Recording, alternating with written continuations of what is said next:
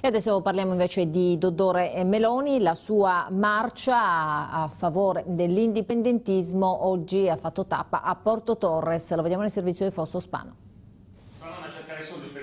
Il sogno autonomistico attraversa la Sardegna da nord a sud. Iniziato il 12 giugno a Carbonia, il viaggio del leader del partito indipendentista sardo, Salvatore Meloni, per promuovere il diritto all'autodeterminazione del popolo sardo, ha toccato oggi Porto Torres, dove il presidente della Repubblica di Maluentu è stato accolto dal primo cittadino Beniamino Scarpa. Credo che sia importante che si sottolinei tramite chi è stato eletto e chi è più vicino ai cittadini il diritto di tutti ad esprimersi, a prescindere che ci si voglia esprimere favorevolmente o meno rispetto al quesito che è stato posto, rispetto all'indipendenza, ma quello che si vuole difendere, e su cui mi trovo d'accordo, è il diritto dei cittadini ad esprimersi e ad autodeterminarsi. Lungo il percorso Salvatore Meloni ha incontrato decine di amministratori locali, ricostruendo l'iter che ha portato alla bocciatura della richiesta referendaria sui temi indipendentisti da parte dell'ufficio regionale del referendum. Ma la tappa di Porto Torres, insieme a quelle di Ottana e Carbonia, capitali decadute dell'industria sarda, ha avuto un significato diverso. Il nostro posto degli indipendentisti è qua,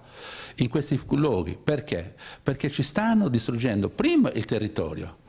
Ci hanno inquinato tutto, adesso tranquillamente chiudono tutto lasciandoci a noi le macerie, la disoccupazione, la disperazione di intere famiglie. Dico una frase che io dico sempre, ma i sardi quando sono sul mare, su una montagna, in un altro posto bellissimo della Sardegna, ma non la sentono sussurrare questa terra che dice liberatemi, liberatemi, liberatemi, questo devono sentire tutti i sardi. Come ti diamo, guardami, guarda, mi sono drizzati i peli nelle braccia, lo vedi?